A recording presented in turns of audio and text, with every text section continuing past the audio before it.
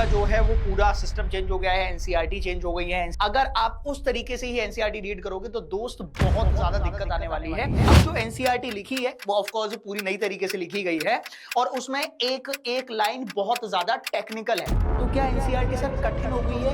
नहीं, ये उनके लिए अच्छी हो गई है जो बहुत अच्छे से समझ के पढ़ाई करते हैं। अब पढ़ाई करने का तरीका, पढ़ाई कराने का तरीका अलग हो गया है। ऐसे अगर आपको चीजें ध्यान रहेंगी, कभी भी कोई भी क्वेश्चन आ जाए, कितना भी टेक्निकल सवाल आ जाए, आप कभी उसमें नहीं फंसोगे। ठीक है, हर एक चैप्टर की NCERT line by line chemistry की मैं प्रोवाइड करूंगा।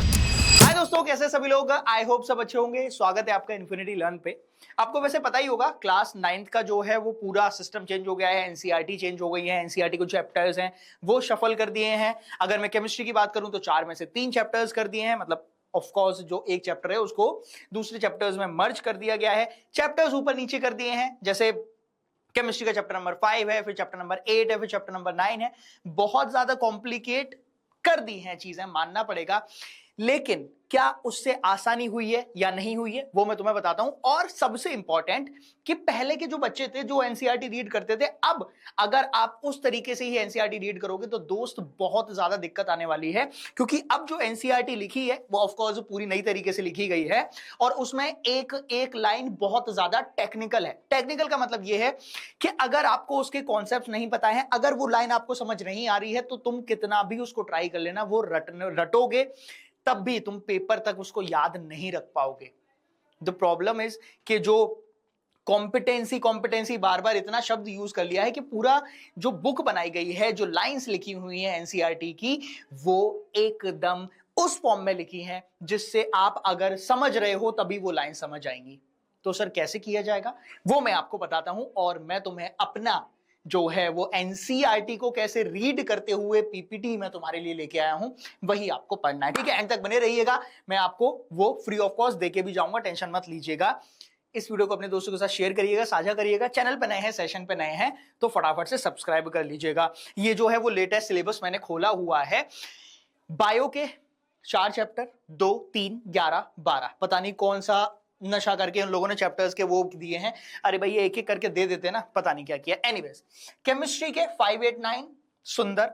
अगर मैं फिजिक्स की बात करूंगा 4, 6, 7, 10 इन्होंने ये ऐसे कुछ दे रखा है। Next earth as a system, उसके बारे में भी 5 नंबर का तुम्हारे में आएगा। ठीक है, ये है ओवरऑल सिलेबस के बारे में। अब नेक्स्ट अगर मैं तुम्हें एनसीईआरटी दिखाऊं, आप लोगों ने हालांकि एनसीईआरटी खोल के देखी होगी, ये मैंने एक चैप्टर खोला है, ये केमिस्ट्री का चैप्टर है। ऑफ कोर्स मैं केमिस्ट्री कवर करता हूं, तो मैं बस तुम्हें दिखाना चाहता हूं और उसके बाद बताऊंगा कि आपको पढ़ना कैसे है और मैं आपकी उसमें कैसे मदद करूंगा। मैं आपको क्या दूंगा, पीपीटी दूंगा, एनसीईआरटी लाइन बाय लाइन के क्वेश्चंस दूंगा जो कि बहुत इंपॉर्टेंट है, वो मैं आपको बताऊंगा। ठीक है, ये अपने पास चैप्टर है। ठीक है, अगर आप इस चैप्टर में आगे जाओगे, ठीक, तो क्या दिखेगा, सबसे ज्यादा इंपॉर्टेंट है हर एक कॉन्सेप्ट। मान लीजिएगा इसने होमोजेनस मिक्सचर और हेटेरोजेनस मिक्सचर समझाया, तो उसके साथ एक एक्टिविटी जुड़ी होगी। पहले क्या होता था, एक्टिविटी साइड में लिखी होती थी, कम एक्टिविटी होती थी।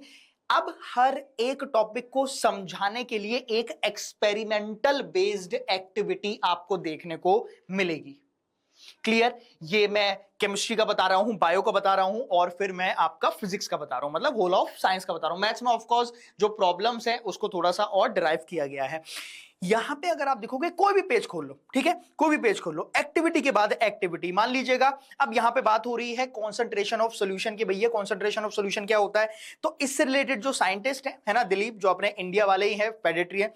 अब इसके बाद आप देख रहे हो यहां पे मास बाय मास परसेंटेज अगर समझाया, तो उसको समझाने के लिए ये आपकी पुरानी एनसीईआरटी में बिल्कुल भी प्रेजेंट नहीं है। तो क्या एनसीईआरटी सर कठिन हो गई है? नहीं, ये उनके लिए अच्छी हो गई है जो बहुत अच्छे से समझ के पढ़ाई करते हैं। जो रट्टाफिकेशन से पढ़ रहे हैं दोस्त, बहुत ज्यादा प्रॉब्लम आने वाली है। ये तो सिर्फ क्लास 9th है।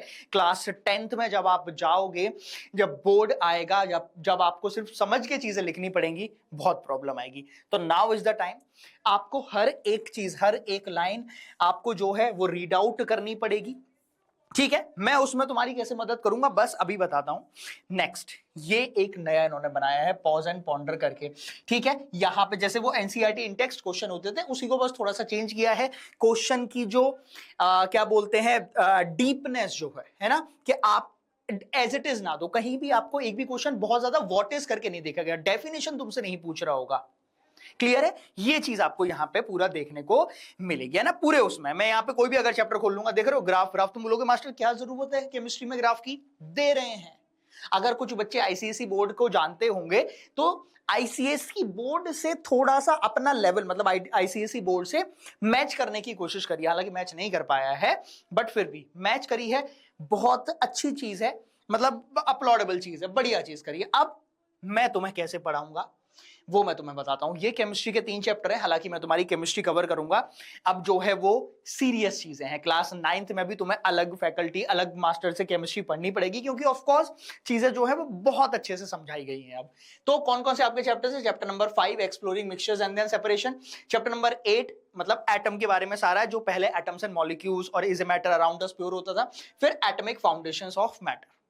क्लियर है, ये सब मेरे पास है। अब इसके लिए ऑफ कोर्स ये सारे तुम्हारे चैप्टर्स हैं, अगर आप देखोगे तो ये सब आपको सारे चैप्टर्स मिलेंगे, है ना। ये आपके सारे चैप्टर्स जो हैं एनसीईआरटी में प्रेजेंट है। अब इनको मैं पढ़ाऊंगा कैसे वो मैं आपको एक बारी दिखा देता हूं। मेरे पास स्लाइड चेंज करने वाला यहां दिख नहीं रहा है, ऐसा कुछ है। ठीक है, ये जो है वो चैप्टर नंबर 1 का है, जो आपका चैप्टर नंबर 1 है एक्सप्लोरेशन। ठीक है, कि भैया क्या होती है सेकेंडरी साइंस, हम बाहर निकले हर जगह जो साइंस यूज हो रही है उसके बारे में है। तो आपको मैं यहां पे जो है वो एक एक करके सारा कुछ बताऊंगा। मीट द साइंटिस्ट, है ना, मेघना शाह हो गए, उसके बाद इनका क्या है। तो इस तरीके से अब आपको पढ़ाई करनी पड़ेगी कि भैया प्रैक्टिकल एग्जांपल क्या रहे, प्रिसाइज नॉलेज क्या है, मैथ्स, स्टैंडर्ड और ऐसा यूनिट्स क्या होती है।